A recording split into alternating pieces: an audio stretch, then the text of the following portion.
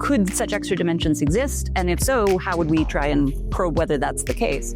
If you imagine looking at an extended object like a wire, it just looks one-dimensional. It just looks like it has a length. But if you were able to get really close to that wire, you'd see that it also has something like a thickness. And so that extra direction is what's called compact. Is it possible to have a compactified time dimension as well? Oh, wow. Yeah, imagine 2 dimensions of time. Wow. The problem with 2-time dimensional theories and compact time dimensions in general is that it's very hard to maintain causality. Higher dimensions look down on us. That's good.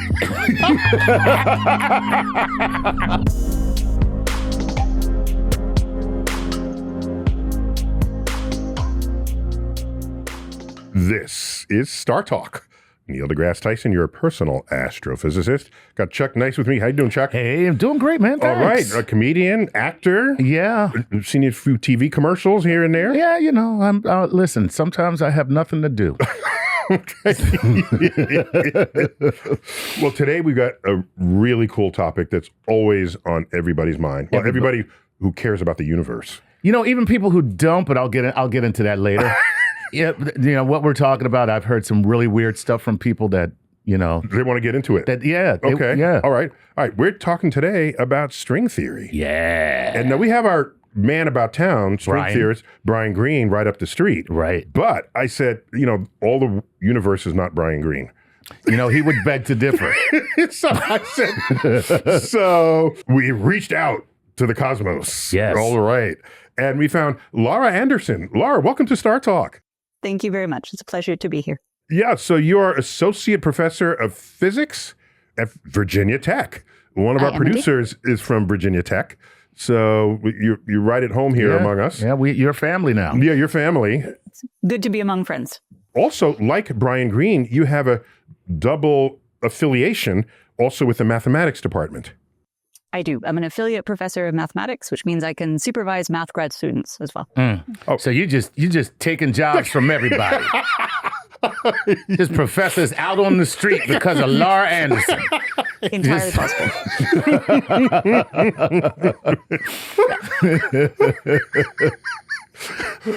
I can try to picture that, how they're like, I'll do your math homework for money. Yeah, exactly. We'll math for food. I think, unfortunately, that is a job.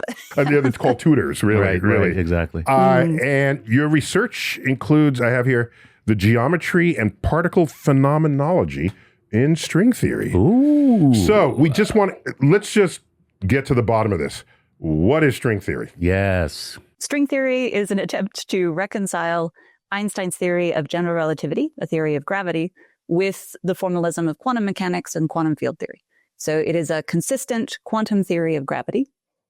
May not be the way that quantum gravity works in our universe, but at the very least, it's a theoretical playground where we get to ask questions about quantum gravity. Now, you've made an assumption in there, and I agree with this assumption, but I want to hear you defend it. You are trying to absorb Einstein's general theory of relativity, our modern understanding of gravity, into a quantum description. Why aren't you trying to take the quantum and absorb it into a general relativity description? Because inherent in what both of you said, there must be an incongruency that would cause you to have to do that. Exactly. So why don't you start with that, Laura? What is the incongruency here that you're trying to resolve? Two of the greatest intellectual accomplishments of the 20th century, in my opinion, are Einstein's theory of gravity and the description of fundamental interactions in nature as described by particle physics. So things like a description of, quarks, fundamental particles, how they interact with each other, that gives us a description of things like electromagnetism and the strong and weak nuclear forces. These sort of basic building blocks of matter, these fundamental Legos that we can hook together, they're described very well by quantum field theory. The issue, the sort of discrepancy between these two, is that each separately are able to make predictions that are incredibly accurate in our modern world. So we can make predictions to like 13 significant figures using either of these theoretical frameworks. That'd be 13 decimal places. Right. 13 significant figures, yeah. I'm going to say that's pretty accurate. It's pretty great, yeah. And like things like modern GPS wouldn't work without general relativity. So we have a lot of ways of testing these theories. They seem really robust and that they're telling us really important things about how the world behaves. Unfortunately, if you try and combine the two, so you try and describe phenomena that might need both tools. So for example, things where the interaction of particles and very short distance scales are in play, but also where there's really strong gravitation. So for example, inside a black hole, that would be a regime where you need both of these theories, these frameworks, to agree and give you concrete predictions. And unfortunately, the theories break down when you try and combine them, and you don't end up getting useful answers. You get very manifestly wrong answers. They're called disastrous infinities, things that just don't predict anything. Disastrous infinity. Man, you can't get more dist than that. Sounds like the worst marriage ever. Yeah, it's not great.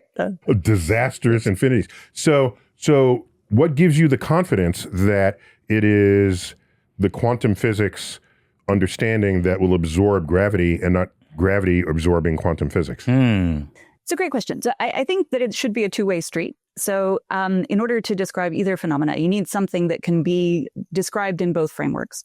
Einstein's theory is sort of intrinsically classical, meaning that this picture of the curvature of space and time, it's not designed for sort of the quantum mechanical uncertainties that we know and observe in particle physics. So in that sense, we know that Einstein's theory, probably at a granular level, if you sort of zoom in, should evolve into something quantum mechanical. But exact form of that is up for exploration. Okay. So that works. Now, you mentioned fundamental particles. And you go back to ancient Greece, the atom was a fundamental particle. That was the smallest thing that you could be. That you could be, right? And then we break the atom. Oh, there's other particles. And so you listed like electron, that's fundamental. And you mentioned quarks. What gives you the confidence that we can't keep dividing Cutting matter further? Right. Further. Yeah.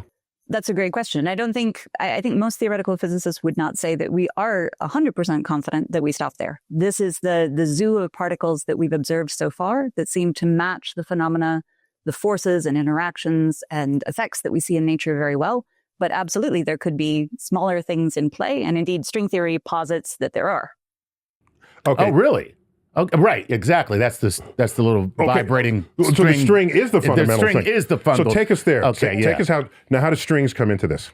So the idea behind string theory, the 2-minute version of what string theory tries to do, is it says, imagine that instead of describing particles as little point particles that move through space, imagine that instead, if you were able to zoom in far enough, that you could have an object that has an extended length associated to it.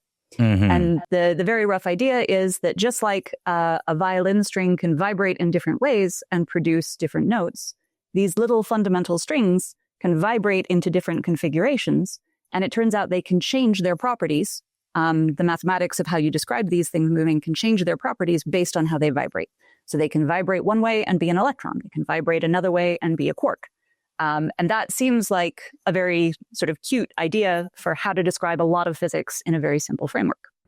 But if that's the case, in principle, you ought to be able to pluck the string that is otherwise an electron and get a quark out of it. Have you done this? No. And the problem with this, so I'm going to tell you one thing that's really cool about this framework, and then also two things that are not cool. And one of them is very much to do with what you said. So why can't you just test or observe, are these strings there? The theory predicts that these fundamental length scales of strings are so small that we would need a particle accelerator about the size of the solar system in order to smash atoms together and directly see those strings, which unfortunately we do not have access to those type of energy scales yet. Just to affirm what is implicit in your statement, the larger the particle accelerator, the faster you can speed the particles so that when they collide, there's much more energy in that collision. Mm-hmm. And you'll probe regimes that previous accelerators could not. That's right. Okay, and so you just scale up what we got going now, and you need something the size of the solar system to get to these energies. Right, which doesn't seem very viable. No, it's not. Right. So what's plan B? Before I answer that, let me just throw one thing out there about string theory that I think is important to say. So if you ask about quantum mechanical point particles and you say, what kind of spaces could they move through? It turns out that quantum field theory or quantum mechanics can be formulated in any type of space. So they can move through basically any background that you choose, any configuration of space and time.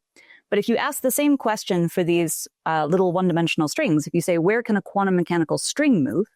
it turns out that the only spaces that they're allowed to move in and do their thing of vibrating in different ways and being different particles, the only space they can do that in are spaces that obey Einstein's equations of general relativity. That sounds good. Wow. Yeah. So you actually get gravity for free in this formulation of quantum mechanical strings. So we sometimes say that quantum gravity is consistent and also compulsory in string theory because it's being, you're forced on you by the equations that the strings must satisfy. So that's a good feeling then, because it means something is talking to something else in the formulation, right? That was not crowbarred in to begin with. That's right. So it's sort of being handed to you. And that fact is, I think, something that early in the development of string theory got a lot of people excited. Unfortunately, like many good things, things come with a catch. And the catch in string theory is that this beautiful formulation I just described of, you can describe all of particle physics by one little extended object, you get gravity for free, only seems to work if the universe that this happens in has more than 3 spatial dimensions and 1 time-like dimension that we seem to see in our universe. So you need extra dimensions because right now we live in 4 dimensions, which is 3 spatial plus time. You need more dimensions in order to make this thing work, but we don't have access to more dimensions, so we can't really say for sure. Well, it seems like a really big intellectual leap, right? We're pretty happy with our 3 dimensions of space and 1 dimension of time. So the first pass is like, could this at all, is this just a deal breaker, right? Is there any way that this could be consistent with what we've already observed about the universe? And as you were just alluding to, right, the question is, could such extra dimensions exist? And if so, how would we try and probe whether that's the case? The requirement that we can see right off the bat about these extra dimensions is if they were to exist, they can't be the same size as the rest of the dimensions that we see in our universe. So if we look around, we can see that, we have very large spatial extent for, front, back, side to side, up and down, and of course time. But if there were these other directions, they would have to be really, really small compared to the rest of our universe. And the analog for that is if you imagine looking at an extended object like a wire from really far away, it just looks one-dimensional. It just looks like it has a length. But if you were able to get really close to that wire, you'd see that it also has something like a thickness, a radial direction. And so that extra direction is what's called compact, meaning that it's very small compared to, say, the length of the wire. So one thing that we do know is that if this had any chance of working, these extra dimensions would have to be compact and very small compared to the rest of our universe. Okay, you're freaking me out right now because, I'm just going to say it. So I was down in Costa Rica doing ayahuasca for a week. And in that time, I had an experience where I met these beings who told me about dimensions that existed inside of our dimension. So they were alongside of, yet inside of the dimension that we live in. And I can only think that maybe that was a presupposed, pre-planted, post-hypnotic suggestion because I have actually read about string theory. Because if it's not... or Lara, what drugs have you been taking to get your... And my follow-up question is, what did you do? That's right. Yeah. I hear the question, yeah. Is it possible to have a compactified time dimension as well? Or is all of the models only stuck with 1 time dimension? Oh, wow. I've never even considered that. Yeah, imagine 2 dimensions of time. Wow. Holy crap. Go ahead. Yes. So the problem with 2 time dimensional theories and compact time dimensions in general is that it's very hard to maintain causality in such theories. So if you have a time direction that can loop back on itself, it's possible to have the whole go back in time and shoot your grandpa situation hitting you pretty hard. So to maintain consistent theories with multiple time directions or compact time directions, I'm not going to say it's impossible, but most people don't consider that a very viable way forward. You would have to discard causality altogether in order to do that? I think in general, the claim would be it would violate causality in such theories. So there may be some creative ways to get around that, but generically, I think that's true. By the way, we have a Stephen Hawking on one of our earlier episodes. You can find it in our archives. That's right. We went to University of Cambridge and chilled with him for a bit. Tell me, he proposed a time travel conjecture, something like that. Tell us what that was. And does that save us from this? Is that... I mean, there are a number of conjectures, say, in the theory of gravity that say that causality is an important structure. So that in general, one would not expect that consistent theories of gravity or indeed quantum mechanics should allow such You just things. can't get it to work. Okay. Okay. Yeah. That's I fine. mean, listen. That removes many movies in the repertoire where you got to go back and change the past. Exactly. Like Terminator. All among the them. Terminator Yeah, is that's done. right. Forget about it. We look back on the past, but we look forward to many futures. So the idea of being able to look back and say, at this particular point, all those many futures still exist. If I could get back to that point, then I could change it to one of these other tracks, which, I mean, it's a great fantasy and it makes sense to have that fantasy. But what you're saying is it's a stupid fantasy because it ain't never going to happen. Well, I would say, never say never in science. You got to be careful, but certainly it's not something that I think most people have a good idea how to make work in a consistent way at the moment. And that's why I'm not a scientist. And just consider to say never. You said never. You said never. You just said never. You can't say never Without saying never. Hey, StarTalk fans, I don't know if you know this, but the audio version of the podcast actually posts a week in advance of the video version. And you can get that in Spotify and Apple Podcast and most other podcast outlets that are out there. Multiple ways to ingest all that is cosmic on StarTalk. Before we sort of pivot to this whole thing of phenomenology, because I want to know, it's a big word with a lot of syllables. I've heard it invoked before, especially in particle physics. But before we step there, I just want to understand, how will you ever test string theory? And we know in advance that you have naysayers out there, physicists among them, who are saying you're diverting time, resources, graduate students, faculty positions to something that doesn't even classify as a legitimate scientific theory or hypothesis, because you need to be able to test it. Without the test, go home. So let me hear your response to that. Absolutely. I think that's a really fair question.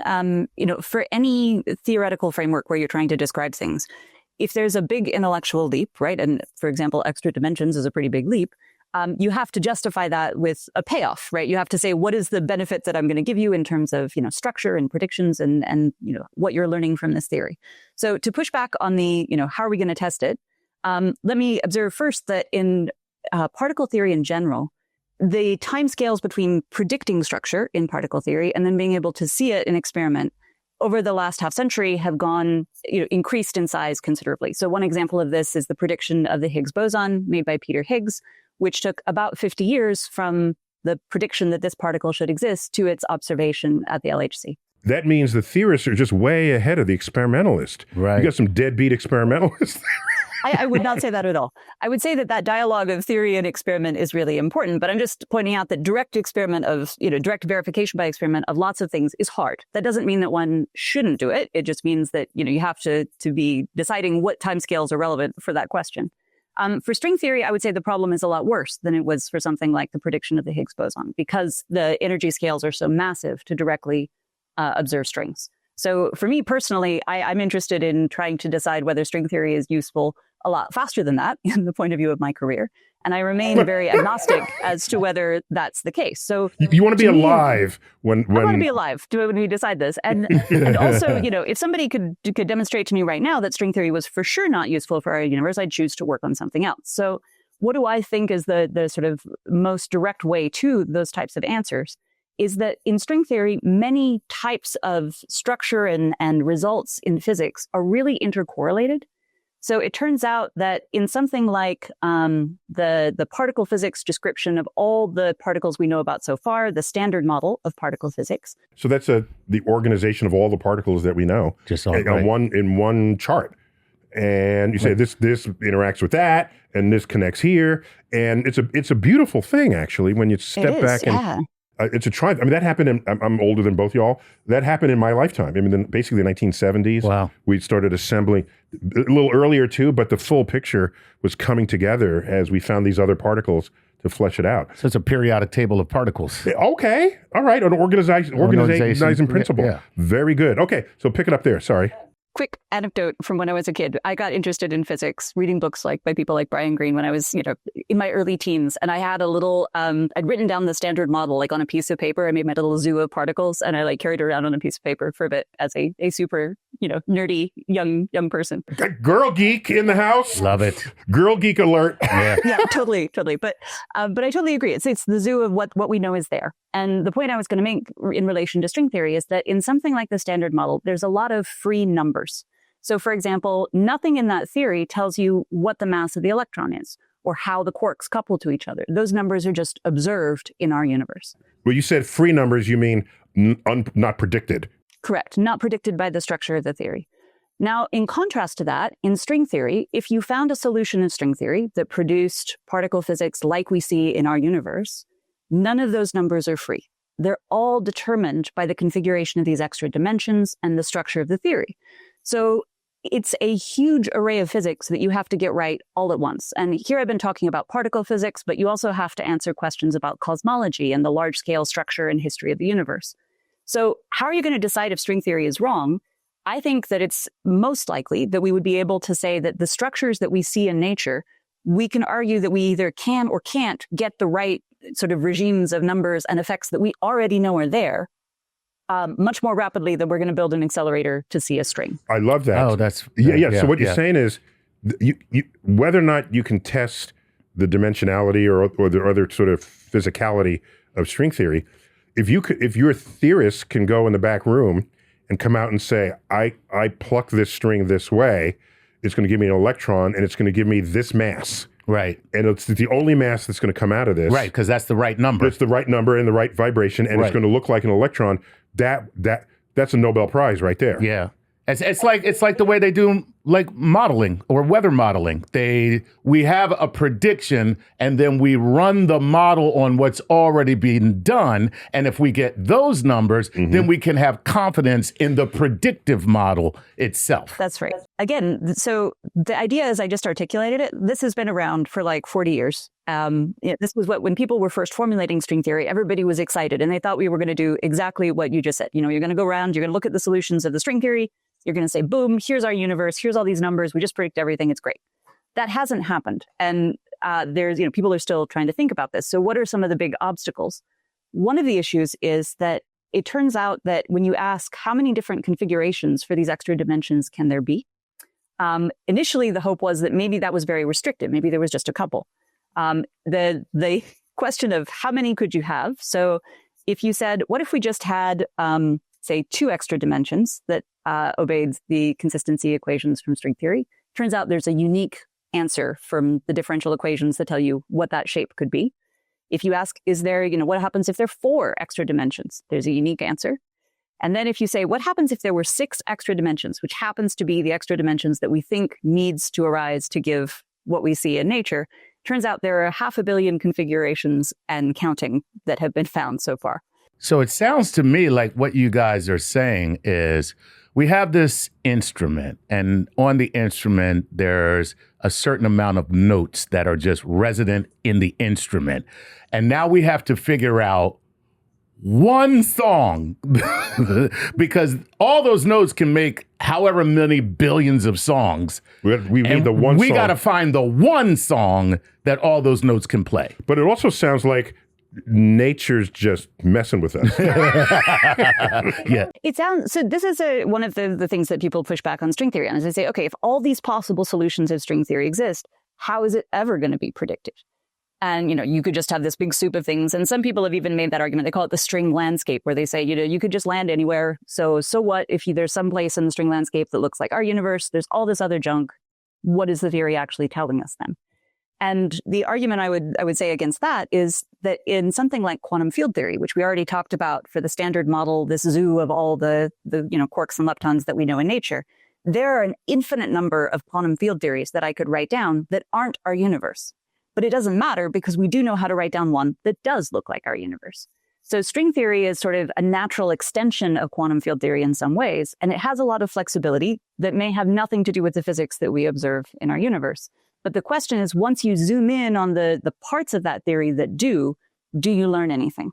So, for example, do you find that if you see the particles that we already know, that additional particles must be there or additional forces?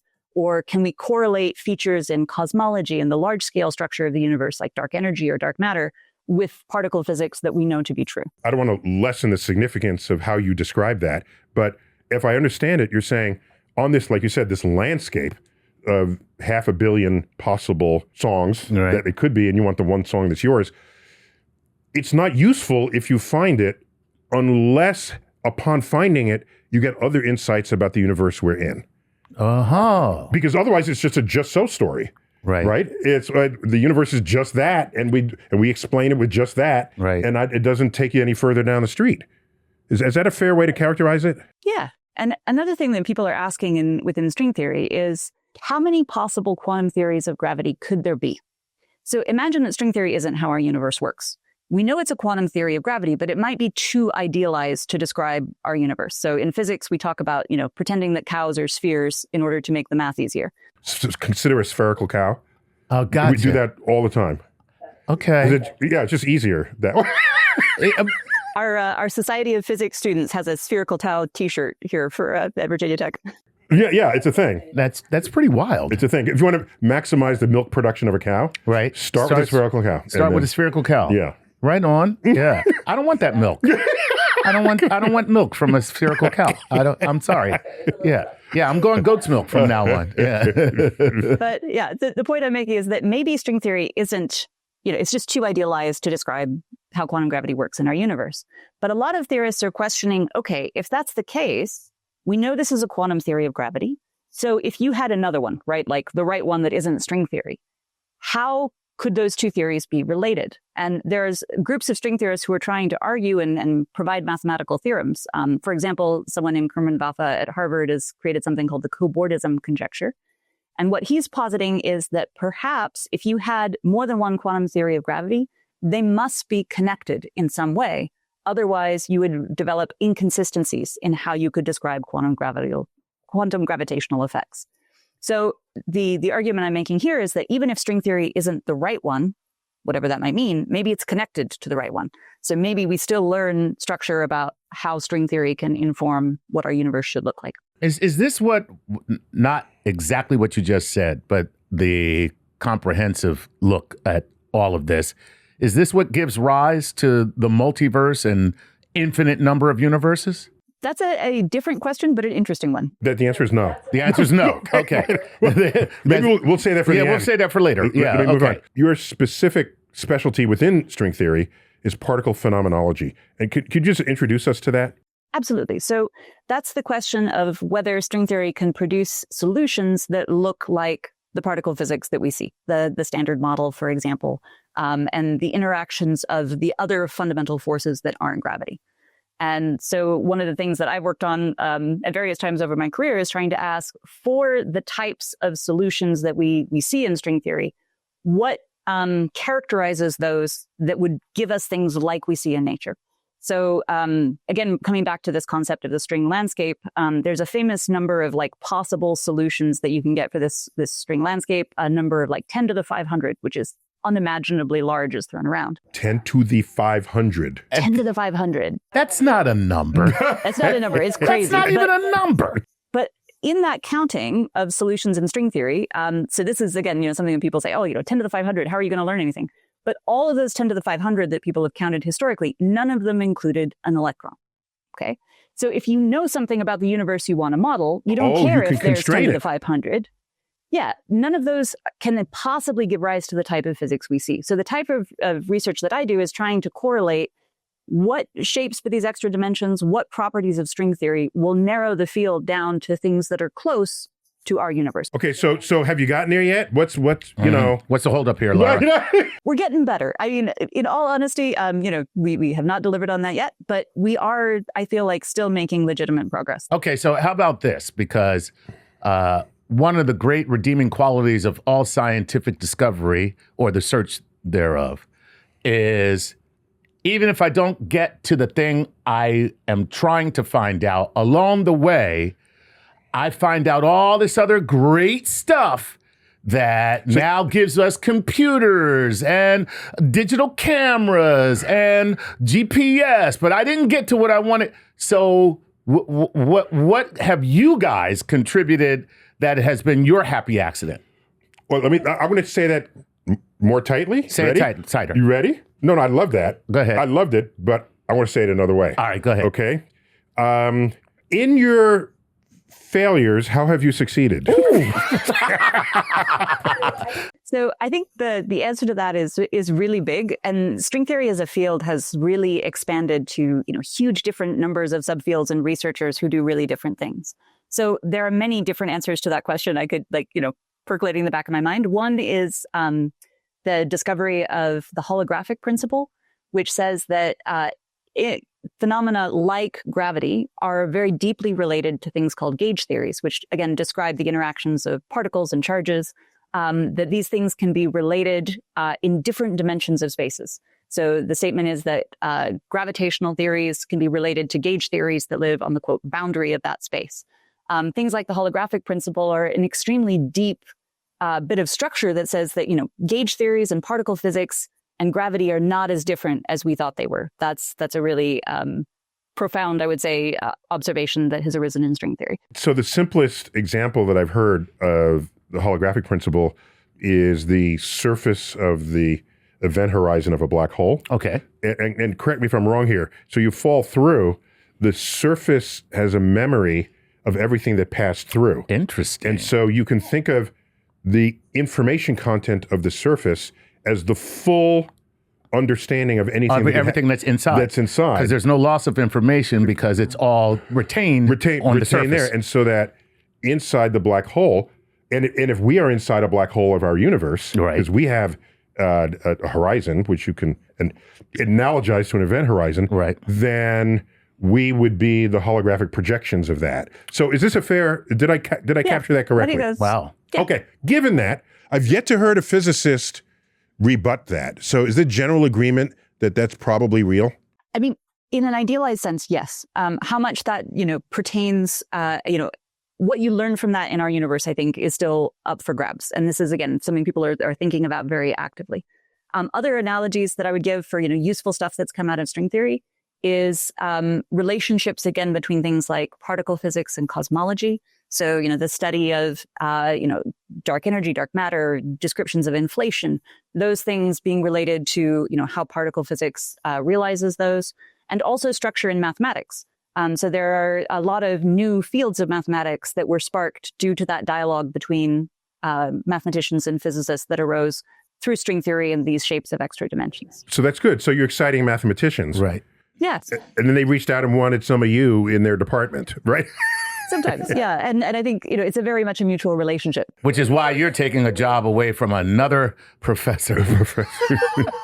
So as one example of this, there's something called the minimal model program in geometry, which tries to classify basically all these higher dimensional complex shapes, like all of them. Can you write down compact geometries in any number of dimensions and characterize all their properties and come up with sort of a zoo of every possible geometry? Well, we get this is your other specialty, right? Algebraic geometry. That's right. And was that a spin-off of the rest of these interests? Is that? No, it's very much tied to it. So the question of trying to produce particle physics from string theory, that's a particle physics question, but the actual computation you have to do really rests on the properties of these compact extra dimensions. So you have to do a ton of geometry to extract the numbers that you want, like the mass of the electron and the coupling of the quarks. So it's sort of intrinsically interdisciplinary in that sense.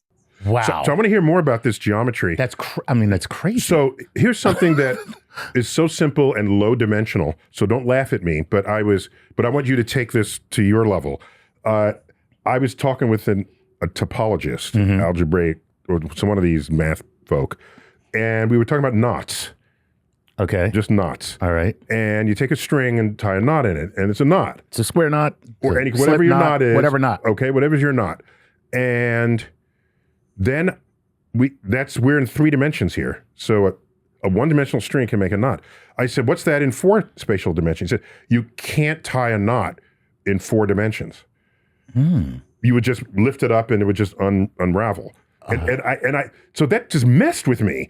And then I thought, let's take away a dimension. Let's go to 2 dimensions, okay? Okay. 2 dimensions, and if you have 2-dimensional people in a flat surface, if you take a rope and just loop it on itself, they cannot undo that.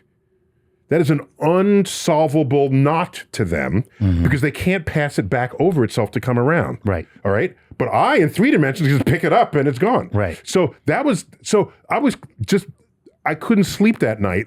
And then I wondered to myself, what is going on in the mind of someone who's imagining all of this in even higher dimensions than that? What kind of drugs are you hiding? Stop. Come on, Lara, don't hold out on me. I shared my ayahuasca. Give us the real dope. You never told us that ayahuasca high dimensionality person talked to you. Well, you know what? I have. You guys are the first to know, to be honest, because it was so freaky. It freaked me out, and I never talked about it. But then when she said, it was a string theorist of the future. Exactly. Said, you are our savior. I was the Neo of string theory. Neo. Yeah. What is the Matrix, Neo? So please tell us. So I really like the knot analogy. Let me give another one that's sort of more directly related to the kind of stuff I do. So we talked about, Einstein's theory of gravity. You could ask, imagine that the entire universe was 2-dimensional, right? Could you have curvature that could lead to like gravitational like theories in 2 dimensions? And it turns out there's only one number that you get to specify. And it's basically, if you imagine like the surface of a sphere, it's whether it's, positively curved or negatively curved, like a saddle. That's it. And so you can't have dynamical gravity in 2 dimensions. Likewise, the form gravitation takes will change as you go up in dimension. So absolutely, this question of, what can you knot and unknot? What can you use to describe how space and time might curve? All of that changes with different dimensions. Yeah, so you have to get your brain all up in that. I'm telling you right now, I need a nap. Just from this conversation. But the cop-out thing here is all the higher dimensions are all compacted, so I don't have to think about or worry about it. I'll never see them, right? How impactful are the compacted dimensions if you're trying to manifest gravity in higher dimensions? Does gravity care if it's compacted or not? Does it just care about the dimensionality? It does. It does care if it's compact. It cares about the compactness. It cares about the shape of those extra dimensions. And indeed, we believe in string theory that those extra dimensions have to still obey Einstein's equations. So they still have to be consistent gravity in those extra dimensions. Suppose we lived in 8 dimensions and he came up with general relativity in 8 dimensions. Right. Who are you to say his 3 + 1 dimensional thing that higher dimensions have to obey that? He did that in this measly 3 + 1 dimensional world. You can't put commandments on higher dimensions. They are superior to us in every way, and you know it. Yes, I hate to say it, but higher dimensions look down on us. That's good. I'm sorry, I had to do that's it. a T-shirt right there. It is. That is a good T-shirt. Man. So I actually torture my undergraduate students in my class on Einstein's theory because Einstein's theory can be actually formulated in any number of dimensions very easily. So there's actually nothing special about 4.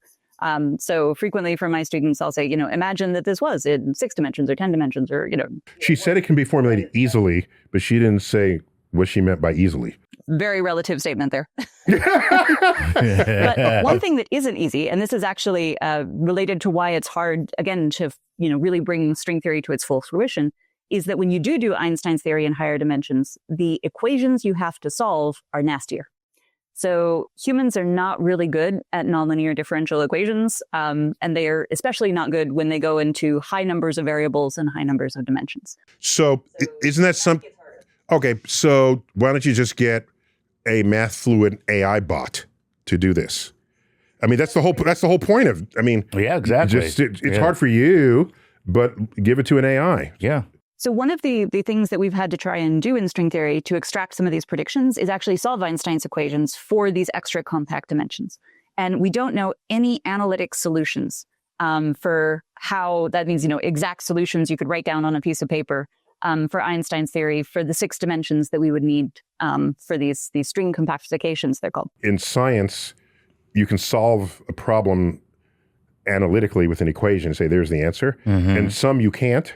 And you have to actually run the experiment or increment a model and see the results each time just to see where it goes. Right. And so that's ugly. We hate those, but we kind of recognize that that's like in chaos theory. You have to sort of calculate it out. Right. You can't just write down the solution. So if you're saying you can't in principle, or it's just too laborious? Just not known how to do it yet.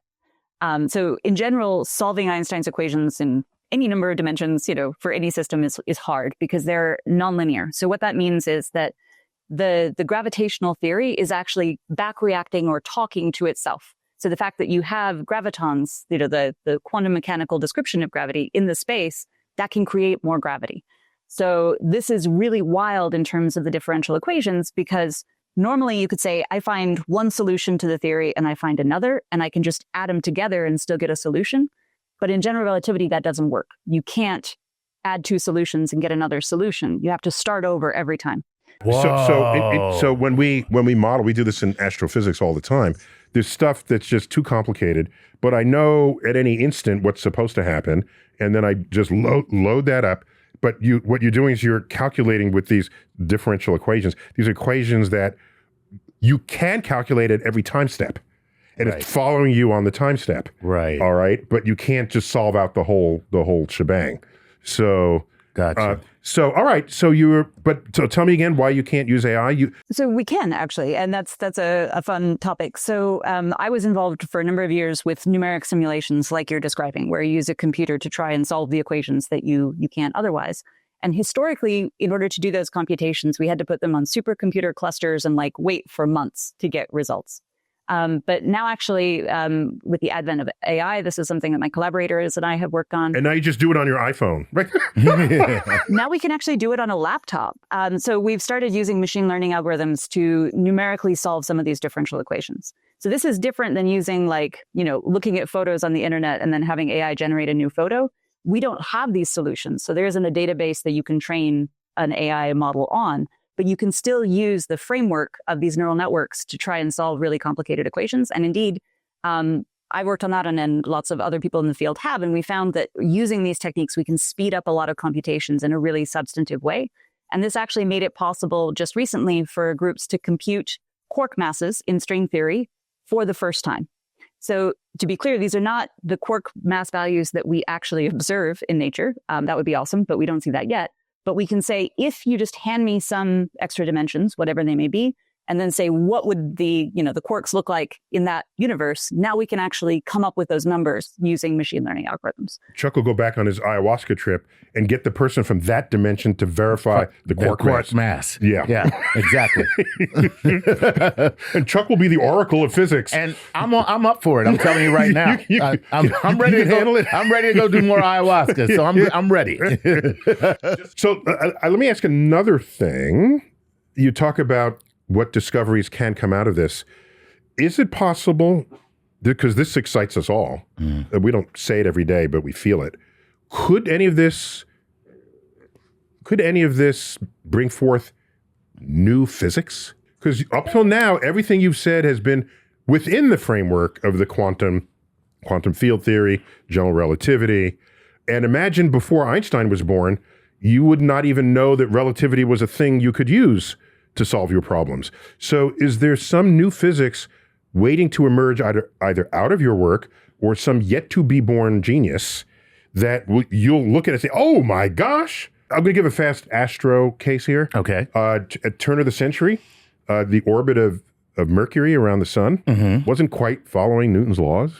It was like, well, there's probably another planet there tugging on it. Yeah, we even named the planet. I mean, that's how. Oh, really? Yeah, we called it Vulcan. Oh, nice. Yeah, go 1910. Just look up planet Vulcan. Like, there it is. It's pretty wild. Okay. And we were happy. Well, how come no one saw it? Oh, because it's too close to the sun. Right. It's in the glare. So we had it was all there. It was all worked out. All worked out. And then Einstein comes up with general relativity. He wasn't trying to explain it, but he showed that at very strong gravity, Newton's laws fail. You plug into his equations, and there's no disagreement with the thing. So Vulcan died overnight, but the new physics transformed the physics we were already working with and gave us better answers to move on with. So what I learned from that is Einstein killed Vulcan, Tyson killed Pluto. No, stop! That's not the lesson I was trying to... It's a good lesson. No, it's not. No. So new physics could take a lot of different forms. One example might be perhaps there are more than the four fundamental forces that we've already observed in nature. So could there be, a so-called fifth force, another version of something like electromagnetism or, the strong weak nuclear force? That would be an example of new physics. Other things that we know we don't understand very well include things like dark energy and dark matter. Questions like, general relativity tells us that there are these disastrous infinities, in the center of black holes, there's singularities. So what actually repairs those singularities in a quantum, gravitational theory? What tells us how physics really behaves inside there? That's definitely new physics. And that would be the hope of the kind of thing you'd like to see.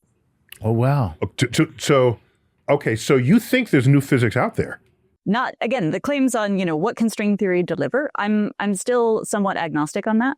But I think it's really interesting to try and push the theory to find out. Say, can you show that this just can't be used to model our universe, which is a real possibility, and it's going to break somewhere you can't get there?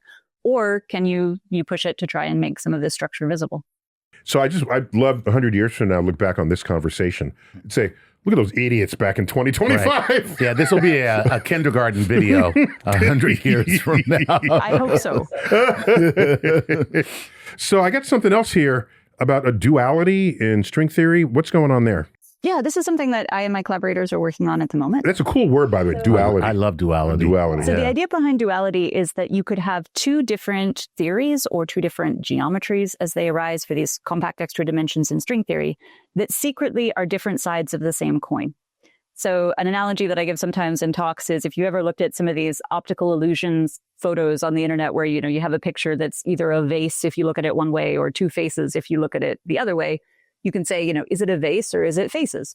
And the answer is it's both, right? It's both packaged. The question in string theory is you have all these different, 500 million configurations for extra dimensions. Do they all lead to different physics?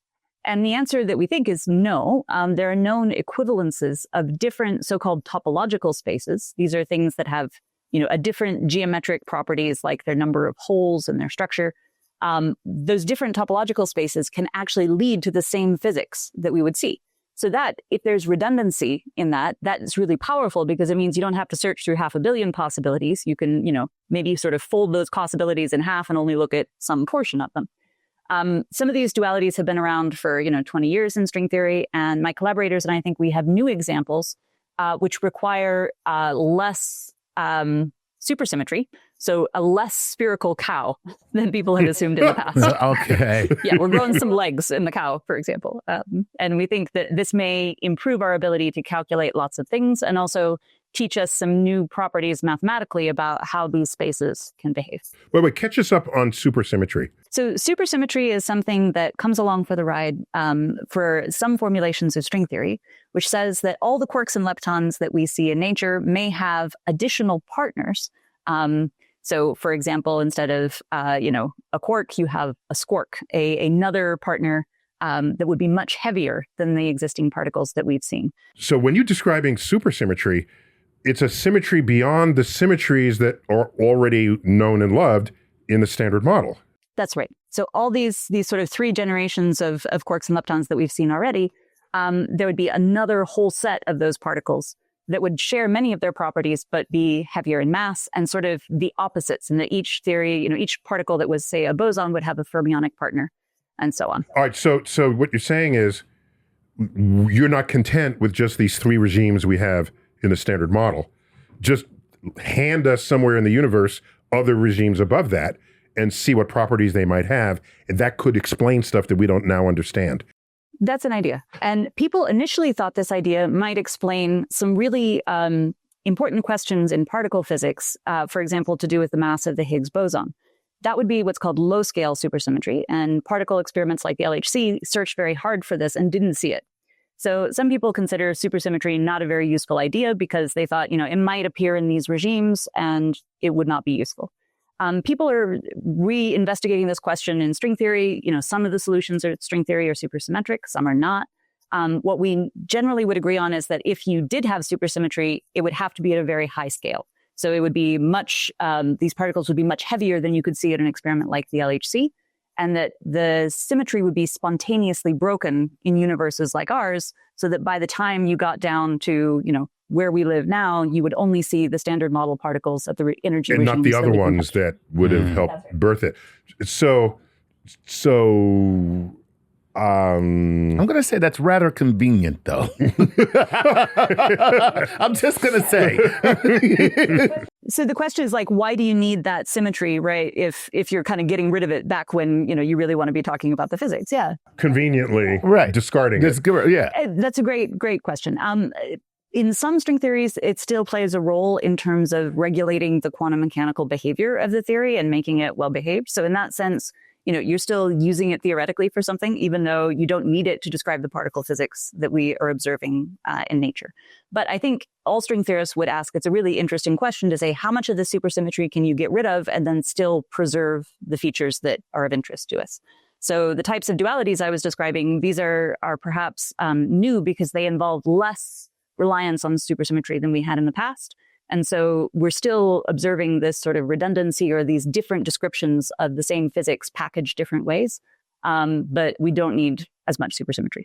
If memory serves, the graviton is not in the standard model. Is that correct? That's right. So that means no one is thinking about a supersymmetric particle to the graviton, because that would be kind of interesting. Yeah, you certainly could, for any particle, any gauge boson, you could have what's called a gaugino, so a supersymmetric particle. Gaugino.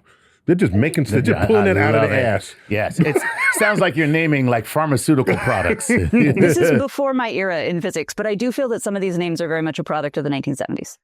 I was in high school, that's how old I am, in the 1970s, and I'm just... there was like the Particle of the Month Club, what new particle was being discovered in the new accelerators in California and elsewhere. And we were just building this fabric of the universe out of that. That's kind of cool, actually. It was fun to be witness to it. It was fun. That's fun. Yeah, not participant, but witness. Could you spend a moment just celebrating the idea of symmetry in physics? Yeah, this is a really, really great question. So symmetry in physics, this is something that is extremely deep and has been very, very predictive and powerful over the last 100 years of physics.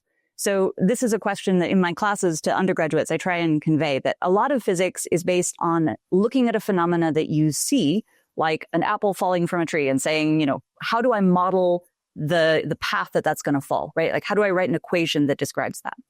But once you start talking about symmetries, and these are basically rules for how you might change a space or an equation in ways that can leave it alone, once you start talking about symmetries, you actually have the power to ask, could the theory that I'm describing be any different? It allows you to ask questions about not just what you observe, but whether any theory that you write down could have arisen differently in nature. So there's some kind of highfalutin quote by Einstein that, saying he wanted to probe God's thoughts, in terms of his theories, which sounds extremely grandiose. But the tangible, non-theological underpinning of that is that you can ask for a theory. If I write down this theory, like Einstein's theory of relativity, could it have been different? What is the freedom to change that theory at all? Could there have been any other theory of gravity that could have worked? Wait, what does it have to do with our understanding of what the word symmetry means? Right. So the idea behind symmetries is that if I tell you about the rules for what I can do for a theory and leave it alone, that is equivalent to specifying the theory. So, for example, if you want to ask, how are the laws of physics impacted by the fact that if I do an experiment here, and then I move that experiment 5 feet to the left and do the same experiment, I should get the same answer, right? What is the implication of that for the laws of physics? It turns out that phenomena, that, the laws of physics shouldn't care whether your laboratory is here versus 5 feet to the left, that's very much linked to something like the conservation of momentum in classical physics. Or the fact that you should do an experiment today and get the same answer tomorrow is related to the idea that energy is conserved in classical physics. So all of these can I shift something, in some concrete way? There I talked about, moving an experiment or doing the same experiment at different points in time. But in more general, you can say, if I could characterize all the different ways that I can, pick something up, turn it over, look at it, shift its description, and if it stays the same, that actually tells me what equations are compatible with that in a really predictive way. I've got another symmetry here mirror symmetry. So what do you have for us there? So mirror symmetry was originally discovered in the context of these string compactifications. So considering solutions of string theory that could lead to physics like we see in our universe, the compact extra dimensions that people were trying to write down, they discovered that all the solutions they could find seemed to come in pairs. And these pairs involved interchanging topological numbers. So a topological number is all the ways that you can change a geometry, is characterized by all the ways you can change a geometry without intrinsically changing what it is. So the classic example is that you can change a donut into a coffee cup. So you picture, taking yourself a donut, and if you imagine the material was all rubbery and you could stretch it and squish it any way you want, but not cut it, how can you deform that shape or change it? Or put another hole in it. And this is a coffee cup with a little finger hole. With a handle. Yeah. It wouldn't work if it didn't have a handle. Right. So it was just like a drinking glass, doesn't work. Yeah, not the coffee cup from Starbucks, because that doesn't have a handle. Right, okay. The idea there is that a geometry with a single hole, you can't change the number of holes, whether that's the center of the donut or if you could smush it around and turn it into the handle of a coffee cup. That's what's called a topological invariant. So the number of holes is one of these examples of topological numbers. So a donut has one hole. You could imagine, a donut that was built to have two holes, and so on. This kind of thing describes or characterizes geometry. So in mirror symmetry, all these geometries come with topological numbers, but any combinations you could have, it turns out you could have in more than one configuration. And this, again, sort of divides the space of possible geometries in half in this case. It tells you that all of them are interchangeable in concrete ways. Wow. Mm-hmm. Man, that is insane. First of all, why? It's a really great question. That's so crazy. I love it though. Well, but I got more here. We're just cracking this egg. What do I have? Calabia manifolds. So these are examples of configurations for the shapes of extra dimensions in string theory that satisfy Einstein's equations. So these are the 500 million possibilities that I was talking about. Okay. Manifolds. Okay. Now I get the word manifold. Y'all got that from Star Trek. Get out of here. Stop. Named after two very clever mathematicians. These manifolds were conjectured to exist by a mathematician named Eugene Calabia and proved by Yao, who won a Fields Medal for his proof that these things solved Einstein's equations. Do you know about the Fields Medal? No, I don't. So it's kind of like the Nobel Prize in mathematics. It's given to major, substantive discoveries in mathematics. But the catch is you got to be under 40 to get it. So you have to be young and clever. Oh, man. Of course, the mathematicians would use chronology as a determining fact. Discriminating. No, it's ageist. I think yes, it is. Yeah, exactly. Homological field mirror symmetry. So this is an example of something where there was a dialogue between string theory and mathematics that was really fruitful. So these observations about Calabia manifolds and their topology were first observed in string theory, and mathematicians went away and tried to sort of explain why that was happening and found a correspondence between a lot of deeper mathematical structures that actually led to another Fields Medal for a gentleman named Kontsevich. It's Maxim Kontsevich. That sounds Russian. Yeah, yes. Exactly. Yeah. Uh-huh. So this type of structure, this dialogue between maths and physics, I personally think is really fruitful. We've learned a lot from mathematicians from building these kinds of things. And then the fun question that I'm asking recently is, could there be new variants of this that could lead to new physics, new predictions for particle physics, but also new mathematical structures? So some of the dualities we're looking at right now involve not just changing two manifolds or two configurations of geometry, but actually mixing things like electromagnetic fields in those backgrounds with geometry. So there's all sorts of weird and wonderful, mixing of possible degrees of freedom in the theory that could still magically leave the physics alone. There's surely plenty of physicists out there who are perfectly trained in all their physics, but don't have your math background. So in a way, they're kind of researching with blinders on, given how much more you see in the mathematical regimes. Is that a fair characterization here? The pushback, somebody might say, you're sort of torturing yourself by trying to solve really hard problems in math and physics at the same time. So there are lots of questions where you don't need this degree of math. But unfortunately, the path to the physical questions we want to answer leads through this crazy, hairy, geometry in high dimensions to be able to answer the physics we want in string theory. So we kind of don't have a choice. This evokes Einstein, where I don't think he was totally up on non-Euclidean geometry. Differential geometry, all that. Different. He wasn't totally up on that and needed some help, right? Even though he had the physics going. Oh, man. I would love to meet Einstein's tutor. What do you do? I tutor Einstein in geometry. That's all. Yeah. This marriage of frontier physics and emergent math, I mean, it's been going since the very beginning.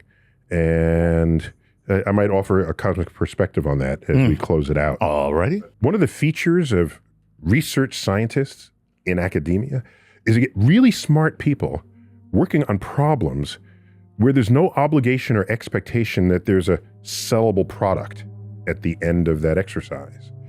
What it means is that the mind can roam freely on the boundaries of what is known and unknown in the universe. And in physics, that has always occurred. It's always occurred in tandem with advances in mathematics. You go back to ancient Greece. They're trying to measure the shape of the earth. Is it round? Is it not? The word geometry gets introduced. And if you look at what that means, it means earth measurement, geometry. And so you look at this juxtaposition of our advances in science and our advances in mathematics, and these are two fields that so often people in school say, I'm not good at math and I'm not good at physics. And meanwhile, is the foundation of our understanding of our place and existence in this universe. So I look forward to further advances on the frontier of physics and how they marry with further advances in mathematics, no matter how obscure it might look to the passerby. One day, in the end, you'll be living with it as we currently are, with all the trappings of modern engineering, technology, and society at large. And that's a cosmic perspective. So Lara, I mean, this has been a delightful conversation. We've learned a lot, or you've told us a lot. Maybe I learned maybe 2/3 of it. What's your fraction on that? I am just as dumb as I ever have been. But I feel smart. There you go. That's all that matters. And so, again, you're at Virginia Tech and you teach a course on general relativity, Einstein's relativity. Love it. So you're a pure theorist, right? So they don't invite you into the particle accelerators, correct? I have been invited, but I'm kept on a very short leash and then let out again. See, I was on a mountain once observing in the mountains of Chile, and I invited a theorist to come. And when he came, there was an earthquake. Wow. So that he's never invited back? Yeah, that's it. It was clear. The theorists are just, get out of my lab. Do you know which end of the telescope to look through? No, it's a fun riff over time, but we know we need each other. Yes. So thanks again, Lara, for being on StarTalk. And Chuck, always good to have you, man. Always a pleasure. All right. This has been StarTalk, String Theory Edition. Neil deGrasse Tyson. Keep looking up.